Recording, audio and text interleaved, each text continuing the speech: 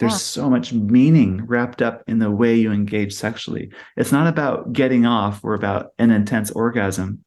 It's about this coming together of two souls, like really blending these two lives and everything it represents. Welcome to the Get Your Marriage On podcast. I'm your host, Dan Purcell, a Christian marriage and intimacy expert and coach. I'm on a mission to help couples have the best sex and most emotionally intimate marriages possible. Our episodes cover topics you've always wondered about and are packed with practical advice designed to help you take your marriage to the next level. My friend Haley Reedhead from the She's a Lady podcast recently reached out to me about a number of topics related to sex and intimacy in marriage. I love these questions. They're genuine and honest, and I'm grateful to Haley for allowing us to share this discussion on the Get Your Marriage On podcast today. Because I think you might be wondering about many of the same questions that Haley was asking, such as, how do you talk to your kids about sex and intimacy? If you're single or recently divorced, how can you continue to grow sexually? How do you talk to your spouse about your sexual desires or dislikes without making it awkward or offending them? What role does masturbation play in marriage? What impact does pornography use have on the sexual relationship? When you've been married a long time, how do you spice things up? And most importantly, Dan, what are some of your black belt sex tips? Before we dive into this conversation, did you know that we've just announced our next in-person marriage retreat in October in the Dallas-Fort Worth, Texas area? Our retreats are for married couples that are in otherwise good marriages but wish things were better intimately. And what makes our retreats different from anything else is that they're in depth. We combine marriage coaching and instruction, and we keep it balanced with romance and fun too. Think of it this way. This retreat is a vacation for the two of you, where you get to work with me and my team to strengthen your marriage intimately in a relaxing and romantic setting. Our retreats are rewarding because they challenge your thinking while staying true to your values. And best of all, our working relationship doesn't end at the retreat either. We stay in touch via a private group for several months after the retreat to help you put into practice the principles you learned to optimize your success. And I want to make sure you're invited.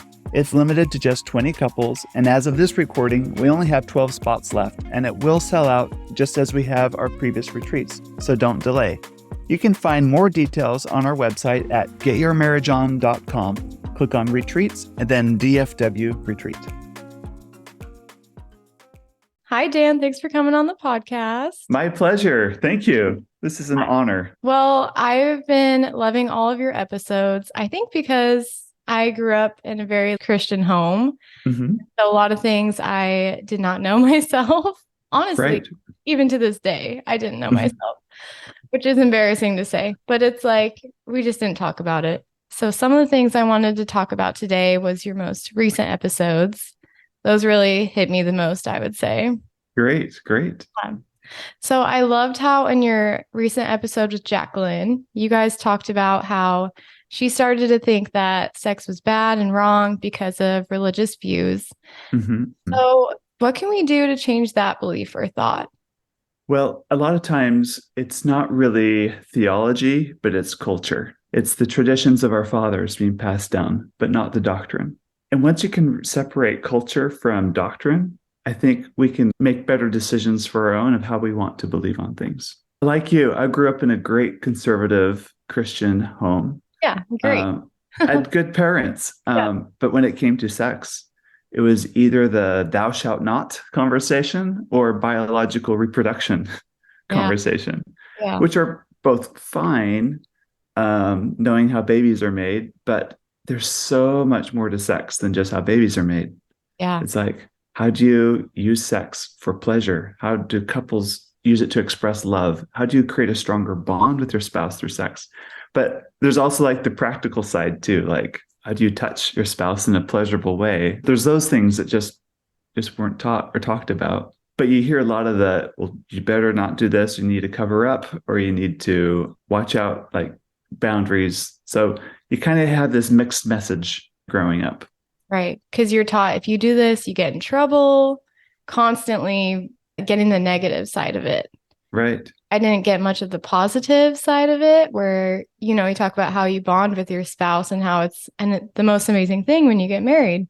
You look over the way and others out there are enjoying sex, but you somehow think it's you're not supposed to enjoy sex. So interesting because even before I listened to your podcast, I was telling my husband those thoughts that I had. Like sometimes I just feel like sex is bad and I know it's not now, but it's just this thought that I have in my head. You're right. This led to more conversations with family and friends, and so many people women have felt the same way that I did. Yeah, it's really common. Yeah. Another pernicious thing I see is women thinking sex is for the man. Yeah. Or it's a thing you do as a wife. It's a wifely duty because he's going to want it. And so that message kind of is in your head. And it's not helpful because, first of all, in about 40% of marriages, from my experience, it's the wife that has the higher sexual desire than the husband. So if she thinks it's for him and he's not interested, she thinks something's wrong with her. Like, wait, am I not pretty enough? Like, what's going on? So there's that problem that comes up. But also, when you think sex is just for the man, she doesn't learn that it's just as much for her, and she can really step into it and enjoy it for herself to fill herself up too. The marriage is set up. You don't set it up for like mutual enjoyment and mutual pursuing and all of the goodness that comes from it too. Right. Because even like up until maybe a year ago, I thought vibrators were bad. And so I was like, right. Can't use one.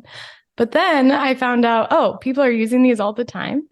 Yes. And just because you can use it in your marriage, and like you said, if it's together and you're making that decision together, then it's okay. Yes. So I think what I liked in your last episode with Jacqueline is how you said that back in the day, they had more strict rules, I guess, of what was crossed the line. But now it's just they say whatever is in your marriage and what you guys think is right.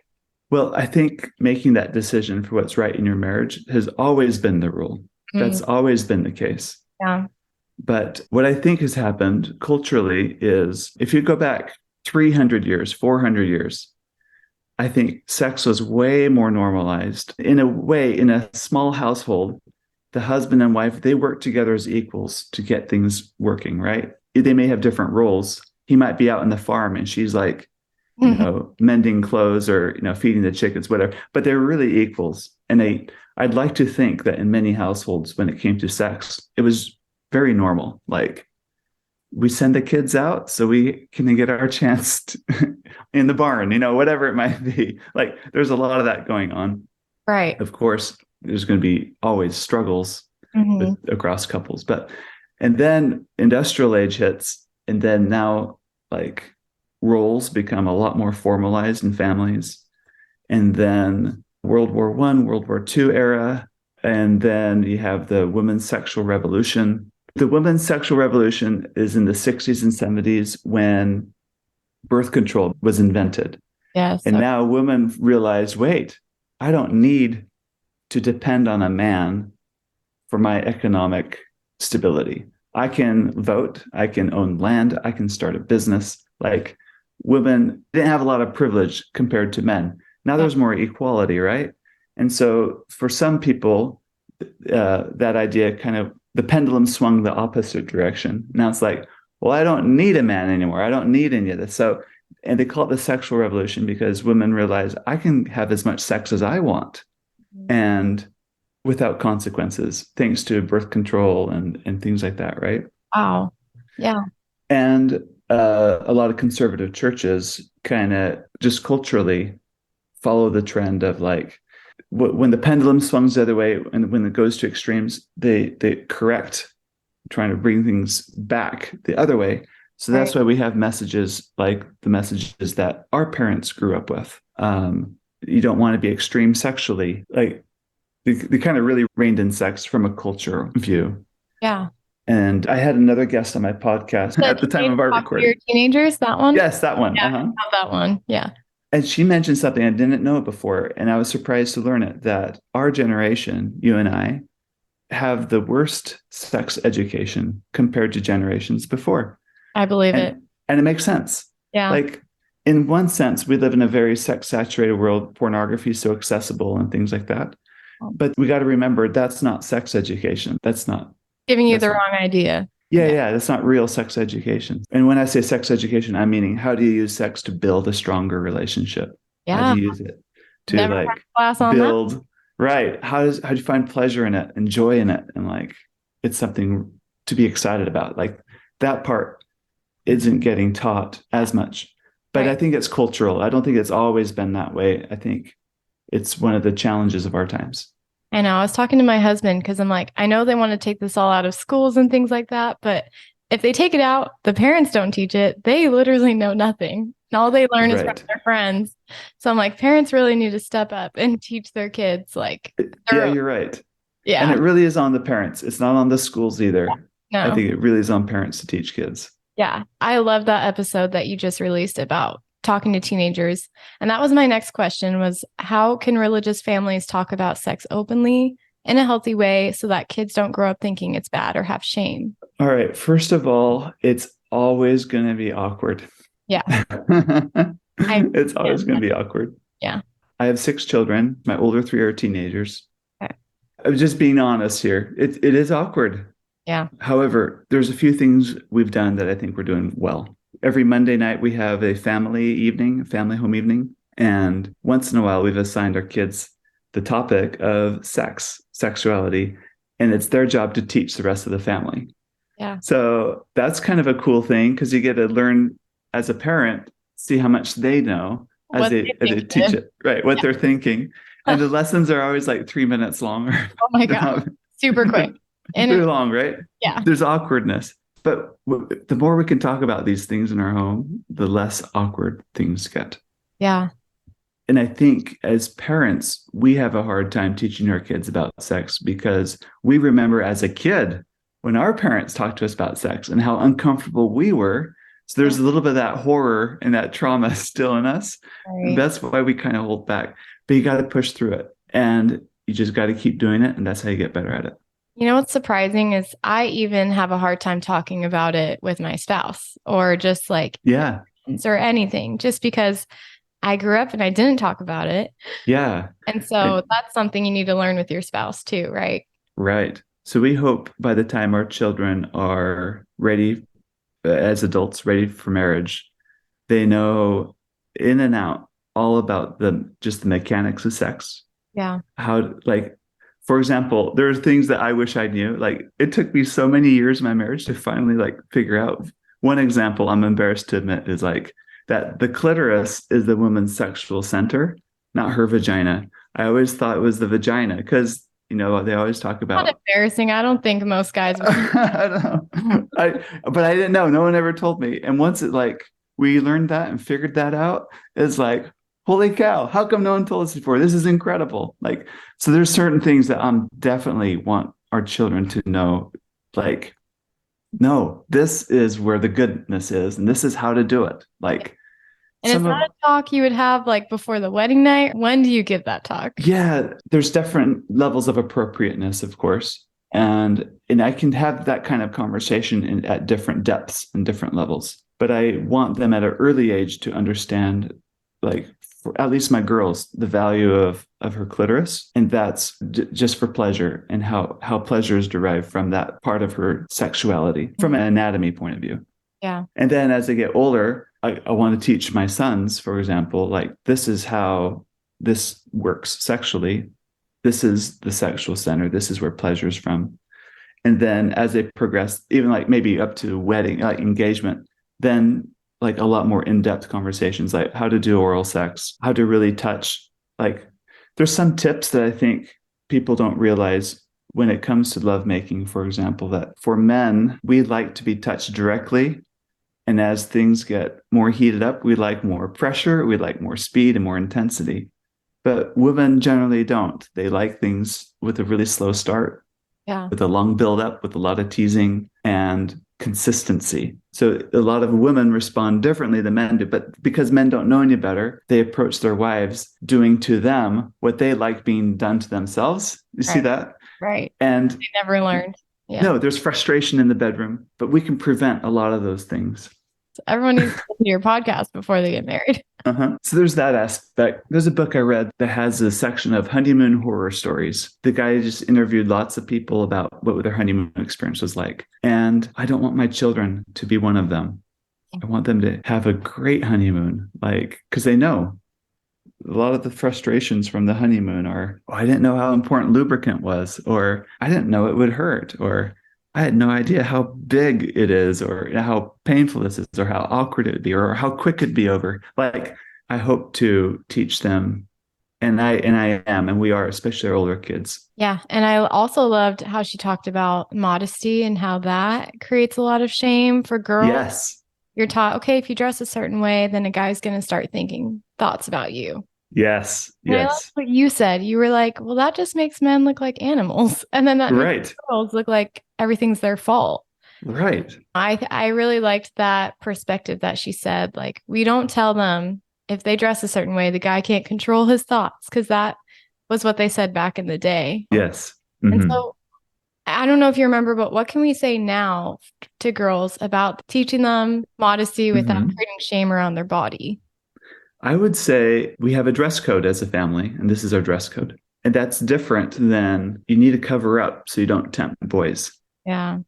It's like, we're going to go swimming. These are the swimsuits we wear. If that's important in your family, that's just an example. Right. This is our dress code because this is what we do as a family. And same as you would with language or music or movies, like this is what we choose to listen to or not listen to. I think that is much better than making moral judgments about things. Right. Okay. I agree. I like that. And then maybe teach principles rather than rules. Like the principle behind why we dress is it's a reflection of who we are inside. And that's another thing. And when we talk about virtue, when you hear the word virtue, what do you think about? Virtue. Oh, man. To be virtuous. Oh, gosh. Like clean. Yeah. A sexual morality, right? Yeah. Yeah. I like to think when we teach virtue, because you're reading like Proverbs 31 is the chapter about the virtuous woman, and it lists all these qualities in those verses about what a virtuous woman does. Sexual morality is never not one of them. Not one of them. Yeah. Not that sexual morality is virtuous or not, but I like the definition of it's your capacity to bring about goodness in the world. So virtue is rooted in bringing goodness into the world out of the well within you, right? That's so awesome. When that's the principle and that's being taught, like, let's go bring goodness into the world. Now that's your guiding star. It's going to affect the way you think, talk, dress, what music you listen to, because you're living that principle. Yeah. Not because it's about what other boys will think. Right. I like that. That's a lot better way to look at it. What are some resources that are safe for parents to teach their kids about sex? There's a lot, and there's more now than there's ever been. Good. If you want to teach them about sex, the best thing I think any parents can do is to have a good sexual relationship themselves. And I know for some couples, that's going to be really hard to do. There's some couples where they're not getting along sexually. There may have been some sexual abuse in the past, or even some parents whose parents, so this is now the grandparent now, had sexual abuse in their life. And it does affect generations because it affected the way we think about sex. And without knowing, those ideas kind of get passed down to the next generation. So I realize this is a much more complex situation. But if you and your spouse can really work at having an enjoyable sex life that you both really enjoy, like it's like vacation. Like we're going to go to the bedroom and it's going to be always a great time because this is our escape. This is our thing we love to do together. Like when parents can live that themselves, kids can tell. Kids can tell mom and dad really enjoy that. Now, they don't have to walk in on you or anything like that to see that. But they will know. They'll pick up on there's a lot of goodness behind that. So that's the best thing I think you can do. I have a list of resources on my website. If you want to help teach anatomy really well, you can just go to your library, go in the sex education section, and you can peruse a few books. I think the more direct you are, the better. For example, use correct terms for body parts. Yeah. And you don't need to be ashamed of it because half the population has one type of set of genitals. The other half the population on the planet has the other side. Like, There's no surprises here. Mm. And these body parts, just treat it as neutral. This is what they do. This is kind of what it does. Yeah. We bought some Renaissance art books. We like art. And we bought like a really thick book of like different types of arts. And back then it was very popular to have, nude art in these paintings. So we had those in our home. And at first our kids were like flipping through it and they'd like, oh, there's a naked woman in here, like whatever. But you want to normalize bodies. These aren't pornographic. It's celebrating like the beauty of the body and the goodness that we have, right? And so when we can normalize bodies, I think that helps too. There's more specific resources you can get online that talk in depth about anatomy, talk about mechanics of sex, but well, I can go on and on. But I like your app even for like married couples who don't know everything. Like, yes. I just went into the education part, the anatomy part, and I'm like, whoa, mind blown. Why did I not know some of this, Right. And so I love your app for that reason. Intimately Us. And instantly learned more than I knew before. And good ideas for you and your spouse if you're married out there. Mm-hmm. And what can someone learn from your app, and how is it different than other books and apps? Oh, very good. So my wife and I made the app partially because we were learning all this stuff and we wanted to. So I haven't always been a sex therapist. Yeah. It's a recent change after our marriage started to take off. And I know this is something I wanted to do. So career switch, I guess. Fun change. This matters a lot.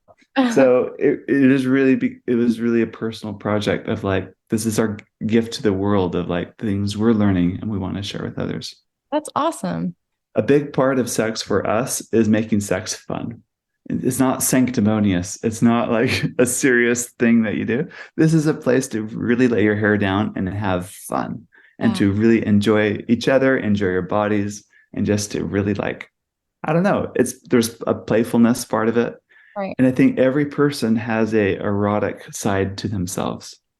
And it's a beautiful thing. Just as we're a spiritual person, intellectual, physical, we're also sexual people. So developing and cultivating our erotic side and then sharing that with your spouse is a really fun thing. Yeah. You guys are together. Mm-hmm. Yeah, exactly. So the app has like bedroom games, and I think those are so fun to play. They're great date night activities. And because it's a game, you don't have to be so serious about it. You can try new things if you want. And you also had some resources for different websites that sell sex toys and things like that. Yes. I just remember going on there with my husband and I was like, wait, I did not know they had these things and that we could use them. You're right. And it was a Christian website. So I'm like, okay, it's fine. That's a good resource. And I like that particular site because you're not going to have like nude models in the photos that you're going to see. Yeah. And I think that makes it easier.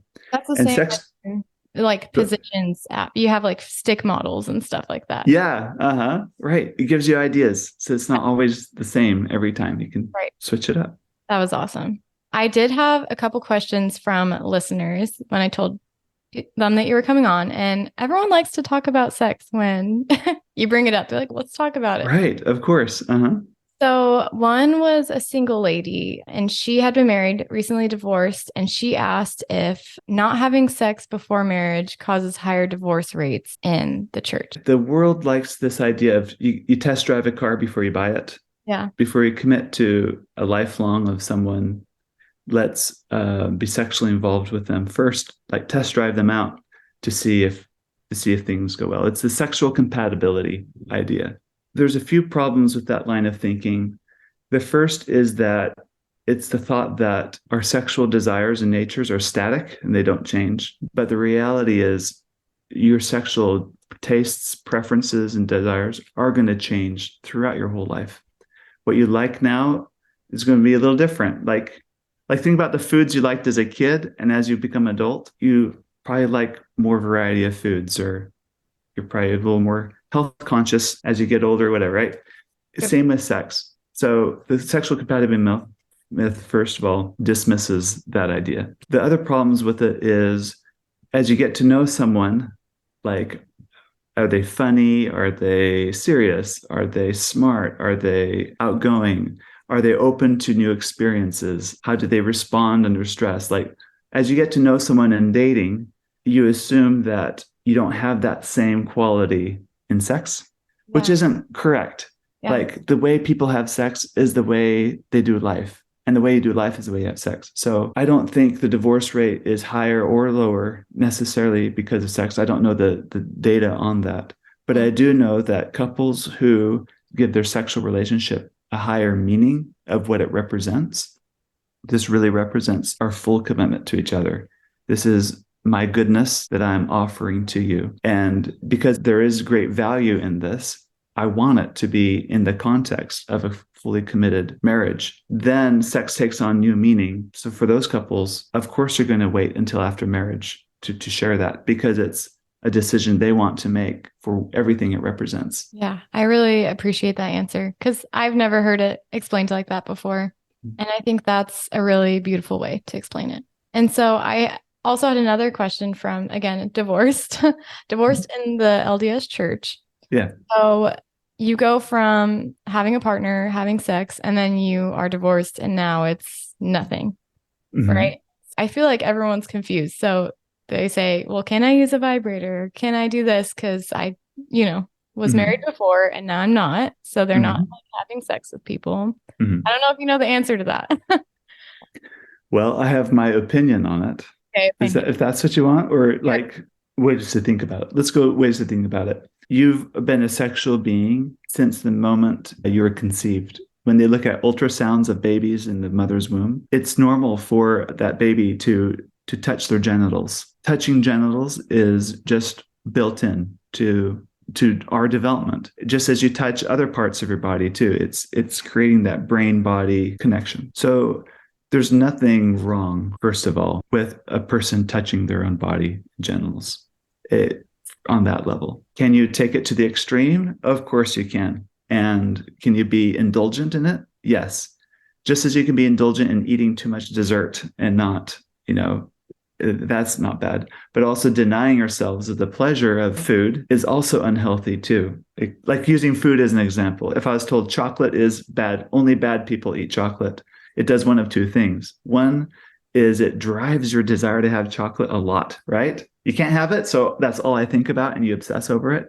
And then you binge, you eat all this chocolate, and then you feel really bad after. Or the opposite happens where you suppress, you shut down. Well, I can't have any pleasure in life. I'm not allowed to have any of this. So we kind of have it messed up when we talk about pleasure. Like, pleasure is okay to have as people, like in appropriate amounts, in moderation in all things. Yeah. So when it comes to sexual pleasure, that's a decision you can make for yourself, 100%. But I believe you're welcome to sexual pleasure for the sake of the pleasure it brings. Now, there's a lot of like benefits to masturbation, first of all, that we don't talk about, right? It can be a great stress reliever. It can help with headaches. It can help you sleep better. It can help your skin look younger. There's a lot of benefits to these things. And they've also done studies on, these were married couples though, married couples in marriages where the wife would masturbate, and then wives that don't masturbate in their marriages. And the women that masturbate in their marriages have higher sexual satisfaction with their husband. They're happier with their marriage overall. But I don't know if it's causation or just correlation. It might be it's just correlated. And it could partially be with, if you're a woman that is comfortable masturbating on occasion, she's more comfortable with herself, with her sexuality. She's leaning into this aspect of herself and knows how pleasure works, and then can then share it with her husband too. So I think masturbation, I think it's like money. Is money good or evil? It depends on how you spend it, right? Same with sex toys, same with masturbation. So this, for the single sister that's divorced, using a vibrator for pleasure, she can totally use it for goodness, for that, like connecting with that important aspect of herself. It can be very meditative, focus on your breath, those meditation type of things. You can use self-pleasure as a very meditative practice also. Like, It's a way to really calm yourself down, really connect to that core of you. But Really? it depends on how you're spending it. Yeah, that's a really good answer. Could we just go another hour? Yeah, let's do it. Yeah. What can couples do to be more open with one another and express their likes and dislikes without offending? I know you have an episode on this, but for those who haven't listened to it. Yes. All right. As I coach couples, one of the biggest underlying, so that's like the tip of an iceberg. I want to talk to them without offending them. But there's all these layers below that people don't realize. And one of the difficult things in maturing in a relationship is our point of reference oftentimes is not within us, it's external to us. Our point of reference is our spouse. And let me explain what I mean. I don't want to bring this up because it might offend them. And then when they're offended, I don't like how I feel. Like they might get upset. So we spend a lot of our energy not only managing our own emotions, but managing the emotional state of our spouse. So, for example, let's say I wanted to have sex with my wife, but she may not quite be in the mood. So I'm going to be extra nice to her and do the dishes. I'm going to do these things. What I'm really doing is I'm trying to manage her emotions. I'm trying to control her emotional state. On the outside, it looks like I'm being a really nice guy doing it. Yeah. Right? Because I'm going the extra mile. I'm saying really sweet things to her, but there's a subtle manipulation in it. Yeah. There's a manipulation in it. And guess what? She can smell it a mile away. Yeah, she knows fire. She knows that it's coming, right? Yeah. Yes. She knows she's being manipulated. And guess what? We hate being controlled. We absolutely, that's a huge turnoff. Yeah. And then I get upset. Like, what? Why? I'm trying to be so sweet to you. Really, I'm not. Manipulation is never being sweet, right? So when it comes to talking to your spouse about sex, oftentimes it's that idea that if I really tell them what I really think or how I feel about this topic or that topic, I don't know how they'll respond. They might react negatively, and then I don't like how I'm going to feel. So we edit, we self-edit, we close up, and then you end up creating a marriage where there isn't true intimacy because there's fear of really being known. It's scary to be intimate, I gotta say. Oh. To be intimate, and I don't mean intimate as a euphemism for sex. I mean closeness, right? Emotionally, yeah. Right, yeah, because it's very exposing. Yeah. So couples that do this really well, that can talk about sex, have a high exposure discomfort tolerance. That makes total sense. That's what it comes down to. Yeah. So it's about, can you sit with the awkwardness and the discomfort?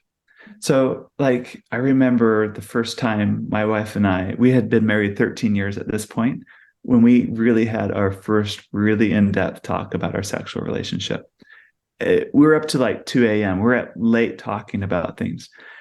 And it took a whole lot of courage on both of our parts to like really say what we really think and what we don't know, and about our dreams, our fantasies, our wishes. Because up until then, it was such a taboo topic, even in our own marriage. Even though we're married together, we didn't feel like we could really express how we really felt about things. Yeah. And if you're on the receiving end, you got to give yourself and give your spouse a whole lot of grace. You're married to an imperfect person, just as you are. Give each other a lot of grace, a lot of compassion here, and just try not to be reactive. See if you can just listen with your heart. The conversation. Yeah. Yes, it doesn't mean you have to act on every single whim, right? But can you just at least be a great friend and a great partner and listen at that point? So that's the advice I'd give couples on that. Yeah, that is really good advice. I feel like since I've been, listening to your podcast, I'm just going to recommend it to everyone. Get your marriage on. Why is this the first time I'm saying it? But get your marriage on. And I feel like me and my spouse had our first in-depth conversation about everything, like things from our past, present. And I don't know, I just was surprised. We've been married 5 years, and that was the first time we had like talked in depth about it. Right. So I, again, recommend that for any couple. I'm sure most couples don't. I don't know. What do you see from your experience? Most couples don't. Yeah. And that's why their sex life doesn't change. That's why it's about the same year to year to year. Yeah. So couples that have great sex lives, they do lots of things, but among them is they learn how to talk comfortably about their sexual relationship, and they make sex a priority. Sex gets on the back burner so easily in couples. Yeah. Like you're busy, job, stress, kids, everything. Like, all right, Yeah, it's an easy thing to put on the back burner. Yeah. Save it for the end of the night after you put the kids to bed and you're exhausted. And Yes, right. So couples that have great sex lives, they make it a priority. No, we're going to make this happen. It's that important to us, and they figure it out. Yeah. How to do it. I had a friend who said they put it on the schedule, and I was like, I have never done that before, but that's probably a good idea because that works for some couples. Yeah. Yeah. Mm-hmm. Yeah. Not everyone, I guess. I'm like, then okay, this time it's going to happen. Right. And what do you recommend? How often are you talking to your wife openly about how often are you guys having these conversations? Is it on the weekly? Is it Yeah, it's for my wife and I, it's a continuous ongoing conversation now. Mm-hmm. And a lot of it has to do with my line of work. True. And so I come home and I'm like, let me tell you what happened today. Like, let me tell you about this couple I coached today. And sometimes it's our conversations are in the context of like, man, we have it so good compared to this couple I'm coaching. Because I see a lot of like the hard cases, right? Or other times it's like, I never thought of this. They told me about what they do in the bedroom, and that sounds like really exciting. What do you think? Like, so I'm exposed to a lot of ideas with my line of work. So that's helpful. But also, we're both human, and we're both works in progress ourselves. Like, there's a lot of things I'm working on within myself to make me a better man, husband, father, and those things. And my wife equally, she's amazing. She's like, no, I have this tendency in me. I want to stop it. I need help. I want to get better at this and look for help. And like, I want to improve myself too. So we have this like commitment to be our best selves. When we think about the marriage covenant, that you covenant and that vow you take in marriage, if you pay really close attention, you're committed to each other, but your commitment to each other is that I will be my best for you and you will be your best for me. It's not, I will be with you and stuck with you no matter what. Mm-hmm. Whether you're behaving well or not, I will still be with you. That's not the marriage covenant. Some people can contemplate divorce, mistakenly think that, wait, I've committed to be with this person no matter what. I can't get divorced. That's not the commitment. The commitment is, I am going to do my very best in this relationship. And the moment they're not doing their very best or bringing their best, the covenant is broken or the promise is broken there, right? Yeah. And I'm talking in broad strokes here. Of course, you're going to have bad days, and that's not what I'm talking about. Yeah. So as my wife and I talk about us and our sexual relationship lately, it's not about like, you need to do this differently or you need to improve that. That'd be easy conversations to have because there's always a long list of things you wish your spouse would do differently, but it doesn't help anybody. Yeah. We need to take more personal responsibility, I guess, is what I'm trying to say. Yeah. And look inwardly and what can I do to be better in these things. And I like how you mentioned in some episode, I can't remember which one, but you said it's better to say, I like this instead of saying I don't like this and just redirecting. Yeah, exactly. Criticism. For example, in the middle of sex, he does a move that you don't like. You can be kind about it. Like, no, a little softer, please. Or a little more to the left, whatever it might be, right? Versus like, you're horrible at this. There you go again. You did it again. Like, oh my gosh. How come I don't know. How come it's over so fast? You can't last that long. Like, see how there's better approaches. You're not pretending things are good when they weren't good, because that's not honest either. Mm-hmm. But you can still say things kindly, like, I like the way things started. I like the way this went better. Like, what do you think about trying this differently next time? Like, those kinds of things are very helpful feedback. Right. Yeah. Somebody mentioned that her husband had a pornography addiction and it really affected the way that he touched her. And she felt like he didn't know how to touch her the correct way, Yeah. If I was talking to that husband, I would ask him, where did you learn about how to touch? And if it's from pornography, if you really think about it, most of pornography is produced for men to consume and enjoy. It's unrealistic in pornography. If you can imagine, she's always going to have an orgasm. She's going to be very sexually aggressive all the time.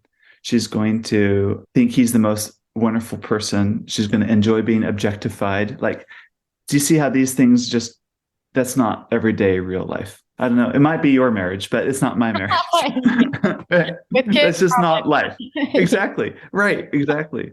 That's just not the way things are. And then, because in pornography, they'll like, he touched her in this way, and all of a sudden she not only had an orgasm, but it was a squirting orgasm where she like emptied a whole bunch of fluid and whatever. But in order for a director to film that, they have to think about that, think about camera angles, and they probably take 4 or 5 takes. And so it's not real. They probably like insert some liquid in her that she like releases. I'm making this up, but do you see totally it's fabricated, right? But if he thinks, oh, if I touch her in this way, I'm going to get this outcome. And then she's being touched that way. She doesn't like it. Like, where'd you get this idea from? Like, because he sees the excitement in it on the screen, right? Oh, must be how women are. You got to realize that that's not real sex education. So if I was talking to the husband, the best source, the best resource is his wife. Listen, humble yourself, listen to her. Yeah. Let her tell you what she likes. She is your best resource. And then like the Intimately Us app has a tons of resources that are realistic, that are more real. And there's other helpful resources out there too. But your wife or your husband is the best ultimate source. Yeah. And I like how you say realistic, because most of it is made up. I heard this in a different podcast, but she mentioned, oh, me and my husband have been married 5 years and we need to spice things up. So we started to get with other couples. And I was like, 5 years? I am just learning like new like positions. Like, where do you get to that point? You know what I mean? There's so much to learn sexually in a marriage, probably to last you your whole marriage, you know?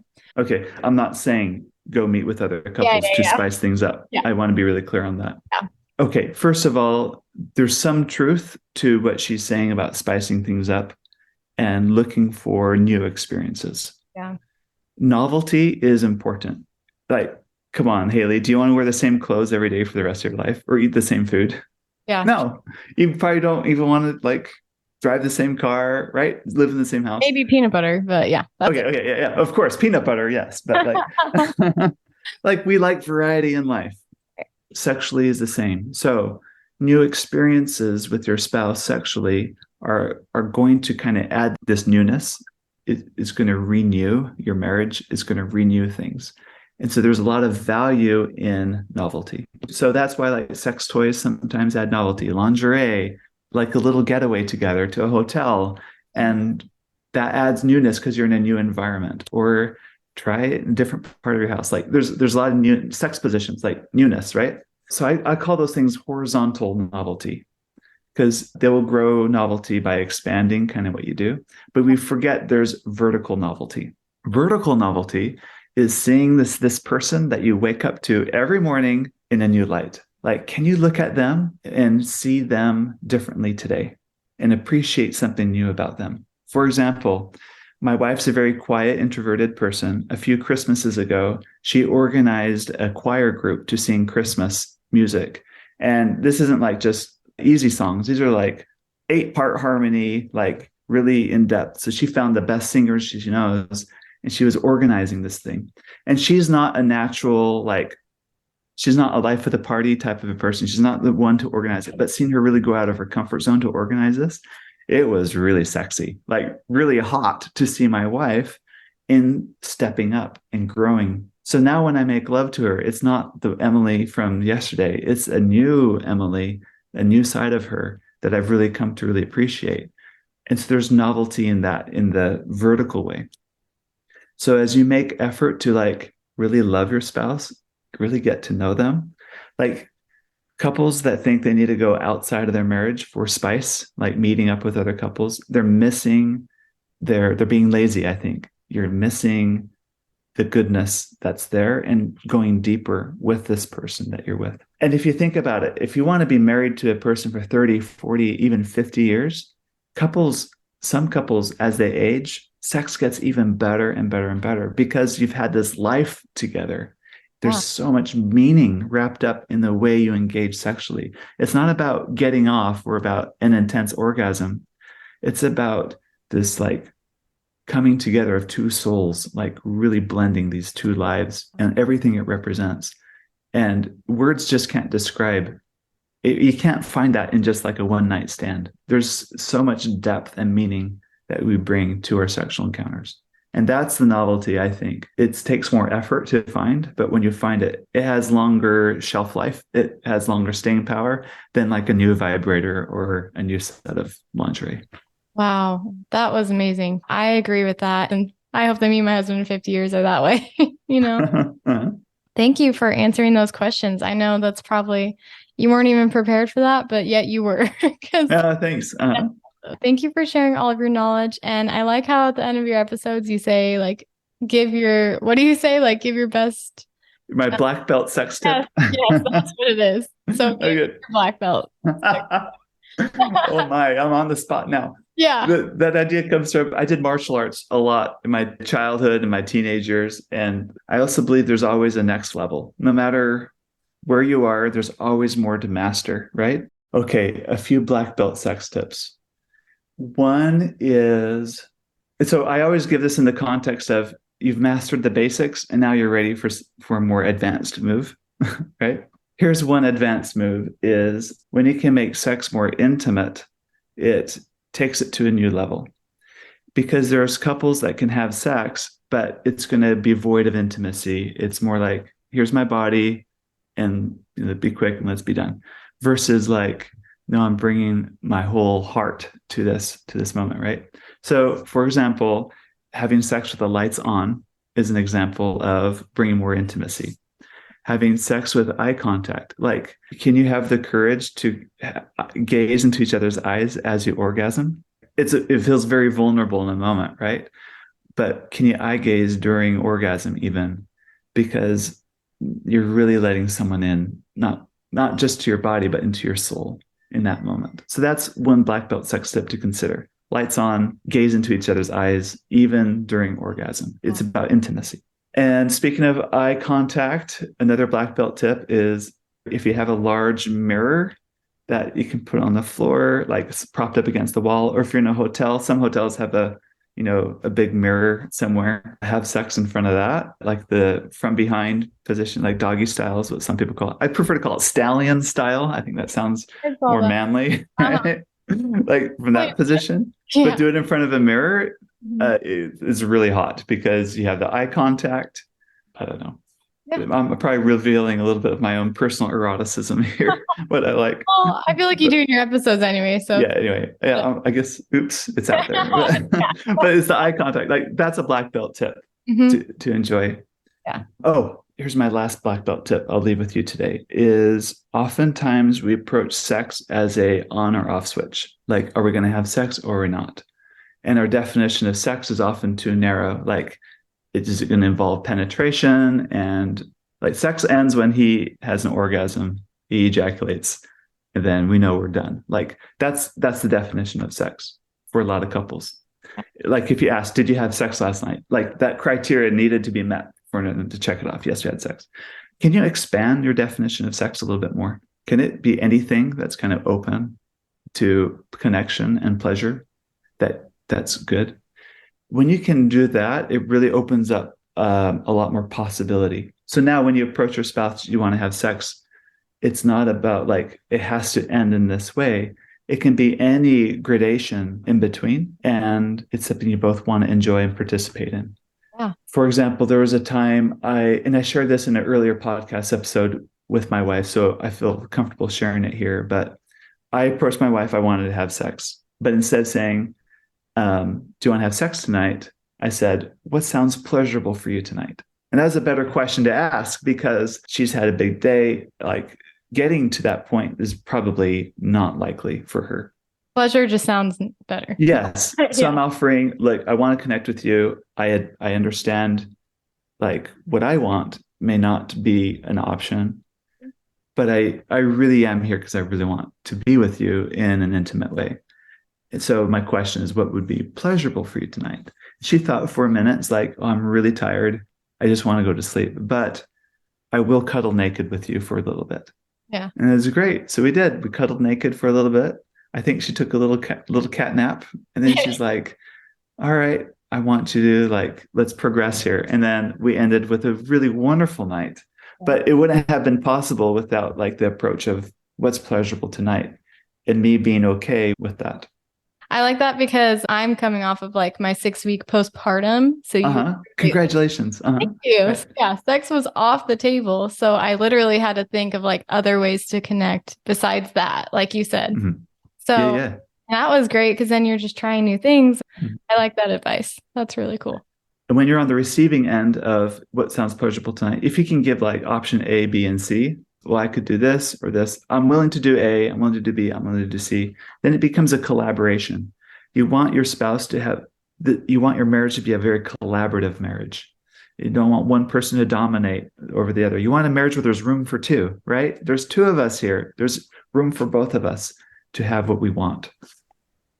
So when you can like, okay, I can cuddle naked. I can, you can give me a massage, or we can just have a steamy makeout session on the couch and go to bed. Like option one, what do you want? Like that awesome. helps more collaboration to happen. Yeah, that's really good advice. Wow. Thank you. And yeah, if anyone wants to hear more of his episodes, go to Get Your Marriage On Apple and Spotify, right? And also his app, Intimately Us.